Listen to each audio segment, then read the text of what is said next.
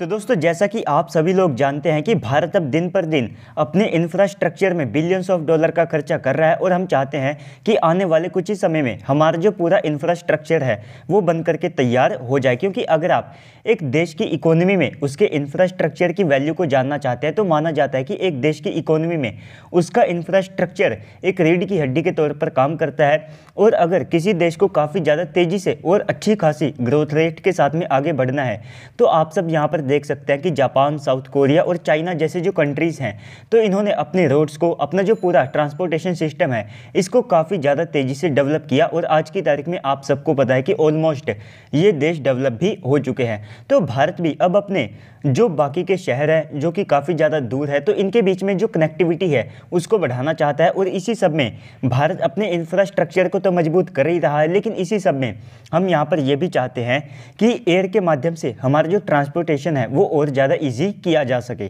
तो इसी सेगमेंट में भारत के भविष्य को देखते हुए एक काफ़ी ज़्यादा बड़ी डेवलपमेंट हुई है, जिसके चलते बताया ये जा रहा है कि भारत जल्द ही एम्ब्रेयर और साथ में जो रशियन सुखोई कंपनी है जो कि फाइटर जेट और अलग अलग प्रकार के विमानों को बनाती है, तो इन दोनों ही कंपनियों के साथ में भारत एक बड़ी डील को फाइनल कर सकता है, जिसके बाद में जो ट्रांसपोर्टेशन एयरक्राफ्ट होते हैं और साथ में कमर्शियल एयरक्राफ्ट होते हैं तो इन दोनों को ही भारत के अंदर बनाया जाएगा। और इसमें सबसे बड़ी बात यह होगी कि एक छोटे साइज़ के विमान होंगे, क्योंकि आप सबको पता है कि एयर इंडिया पहले से बड़े विमानों को लेकर के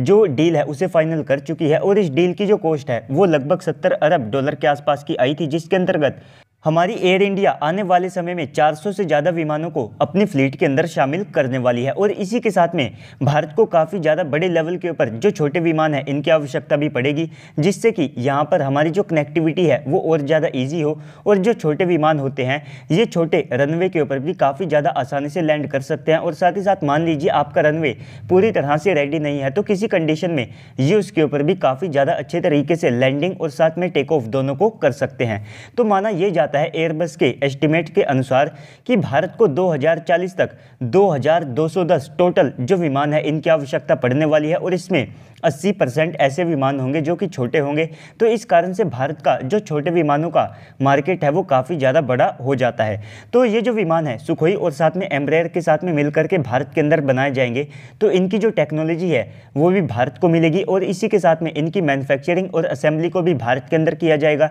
इसके बाद में 51 यानी कि 51% के आसपास की जो हिस्सेदारी है वो भारतीय सरकार के पास यहाँ पर रहने वाली है। तो ओवरऑल ये जो प्लान है ये आने वाले 2 दशकों के अंदर एग्जीक्यूट किया जाएगा, जहां पर 2040 तक का जो समय है वो यहां पर लग जाएगा। और आज से लेकर के 2040 तक के समय में भारत अलग अलग प्रकार के जो विमान है उनको अपने फ्लीट के अंदर शामिल करने वाला है। लेकिन यहाँ पर हम कहीं ना कहीं जो रशिया है उसको एक बड़ा पुश यहाँ पर दे सकते हैं, जिसके माध्यम से उनकी जो कंपनी सुखोई है उनके साथ में मिल करके हम एक एयरक्राफ्ट को यहाँ पर बना सकते हैं। और ये कहीं ना कहीं पूरे वेस्टर्न वर्ल्ड को भी एक मैसेज होगा कि अगर आप हमारी कंडीशन को नहीं मानेंगे, हमारी शर्तों को नहीं मानेंगे, हमारी डिमांड्स को नहीं पूरा करेंगे, तो ऐसे में भारत के पास में काफ़ी सारे ऑप्शंस मौजूद हैं जिनको हम अपने हिसाब से यहाँ पर ले सकते हैं। और ये बात भी किसी से भी नहीं छुपी है कि हाल ही में G20 को लेकर के इन वेस्टर्न कंट्रीज़ ने भारत के ऊपर कितना ज़्यादा प्रेशर बनाया और इन्होंने ये कोशिश की कि भारत आने वाले समय में अपना जो G20 समिट होस्ट करेगा तो उसमें